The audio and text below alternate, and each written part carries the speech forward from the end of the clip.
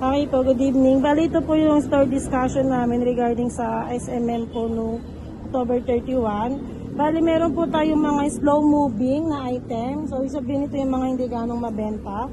Inflatable neck pillow. Tapos, meron tayong crystal plaque, memo pad set, tsaka yung mga transfer it na parka jacket, transfer it na dry fit long sleeve, at saka yung mga dry fit ay mga transfer it varsity jacket na Yonex. Ayun po yung mga slow moving item po natin.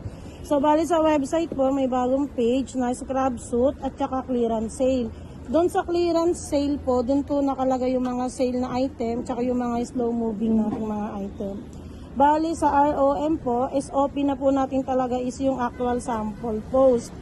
Sa save reply, ito po yung mga item na marami tayo. So, magagamit natin siya for posting. Memo cube pad, crystal plaque, inflatable neck pillow, planner, calendar, Christmas shirt, at saka yung mga flipbook, saka yung mga tote bag. Okay, bali sa treasury naman po, merong cancel na order. Ang naging cost po nun is yung nagpa-embro yung customer.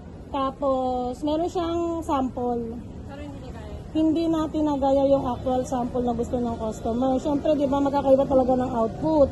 Kasi unang-una, magkakaiba yung iba yung machine, iba yung nag-program, iba yung sinulid. Kaya ito sinulid, hindi natin nakuha. So, kailangan talaga, i-aware natin sa customer na kapag may sample silang galing sa ibang company, kailangan talaga sabihin natin best effort lang tayo para aware din sila.